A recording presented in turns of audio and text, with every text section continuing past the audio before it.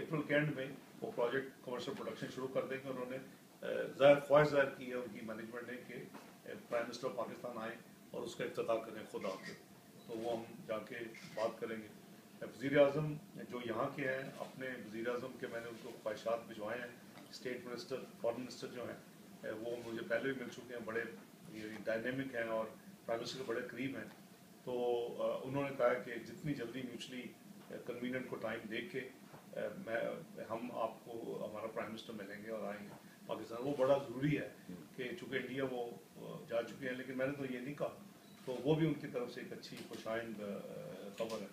तो मैं समझता हूँ कि ये 3 दिन पाकिस्तान से निकल के ये इस काम के लिए आना ये वर्थ वाइल है। हालांकि फ्रैंकली दावत इन्होंने दी थी, पहले इन्होंने दावत दिसंबर की दी थी और वो मैंने एक्सेप्ट उस वक्त भी की थी, लेकिन फिर इनके स्नैप इलेक्शन का फैसला हो गया, उस वजह से फिर उसको पोस्टपोन किया गया। फिर जनवरी की थी अभी जो थी। तो हम सेटिस्फाइड हैं कि इसी तरह ही होता है। अब एम्बेसडर साहब फॉलो करेंगे, बोर्ड ऑफ इन्वेस्टमेंट फॉलो करेगा। हम मतलब स्पेशल इकोनॉमिक जोन हमने जापान के लिए उनको कहा कि जी आप उसमें इंटरेस्ट लें। 2012 को कानून भी एक आया था, लेकिन उस पर आज तक कोई पाकिस्तान को फ़ायदा नहीं हुआ, कोई भी मेजर इकोनॉमिक जोन नहीं बन सका। तो हम उसके लिए भी इन्होंने कुछ तजावीज़ दी हैं, उसको हम बिल्कुल देखेंगे खुले दिल और दिमाग के साथ, उसमें भी अमल करेंगे।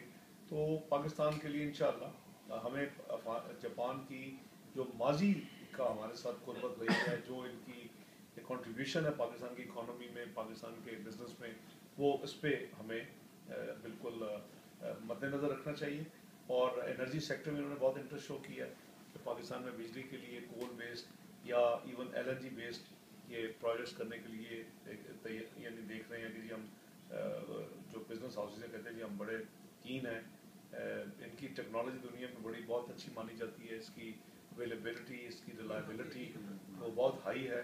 तो ये सारी चीज़ें ज़ाहिर है कि 3 दिन में अल्हम्दुलिल्लाह काफ़ी कुछ पा लिया है।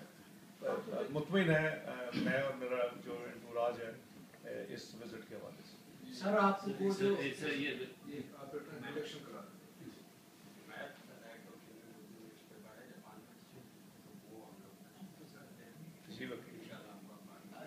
सॉरी इंट्रोड्यूस करा के आपसे एक सवाल करना चाहता हूँ। मेरा नाम चौधरी शाहिद है, हम यहाँ पर ऑनलाइन मीडिया के फाउंडर भी हैं, उसके अलावा पाकिस्तान के साथ मल्टी मीडिया के साथ जी हमारा कांटेक्ट है, वहाँ अपने ऊपर भेजते हैं। मैं ये जानना चाहता हूँ कि आप दुनिया जापान में आपने बड़ा अच्छा कामयाब आपका विजिट रहा, मुबारक हो आपको।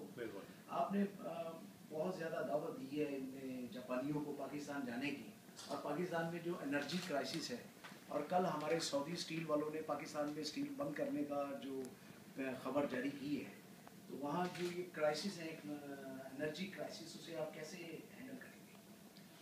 देखिए जहाँ तक एनर्जी क्राइसिस है वो करीबन 4,500 से 5,000 मेगावाट की शॉर्टेज थी, बल्कि इससे भी ज़्यादा थी। जब हम आए थे तो करीबन 7,000 की शॉर्टेज थी। जितनी हम प्रोड्यूस जनरेट कर रहे थे, जितनी डिमांड थी, ये फ़र्क था। और आपको याद होगा कि जून 13 से पहले 18-20 घंटे लोड शेडिंग होती थी। उस पर एक वजह ये भी थी कि 1700 मेगावाट सिस्टम में आ सकता था अगर हम $5 बिलियन या 5 करोड़ रुपए के जो हमारे देने वाले थे मुख्तलिफ कारखानों के, वो हम पैसे पे करते। वो आसान काम नहीं था। हमने बहुत बड़ा एक हिम्मत वाला काम किया कि जी हम 60 दिन में क्लियर करेंगे। हमने 45 डेज में वो क्लियर किए और 1700 मेगावाट, उससे काफ़ी रिलीफ आई उसमें। अब हमने कई प्रोजेक्ट्स को हम इस वक्त परसू कर रहे हैं। कई प्रोजेक्ट्स जो हैं वो जैसे कोल या LNG बेस्ड, उसके लिए 10,000 मेगावाट भी ऐड कर रहे हैं। तो ये ना सिर्फ इस वक्त की डिमांड सप्लाई शॉर्टेज हमने पूरी करनी है, बल्कि फ्यूचर की जो ग्रोथ होगी डिमांड की, जो कि आपकी अगर इंडस्ट्रियल ग्रोथ हम चाहते हैं कि जी 3% से हम 4% पे अल्हम्दुलिल्लाह ले गए हैं हाईएस्ट 6 साल में, और अगर आगे हम 5 इस साल का हमने हदफ रखा है, अगले साल 6 रखेंगे, फिर 7, तो उसके लिए बिजली भी चाहिए होगी। इंडस्ट्री जब लगेगी बिजली भी चाहिए होगी, डोमेस्टिक डिमांड तो है ही, उसके लिए हम काम कर रहे हैं। उसके लिए जहाँ तक वो सऊदी कंपनी आपने तवारकी का जिक्र किया, मेरा ख्याल है कि जो चली गई है, वो उसका मसला बिजली का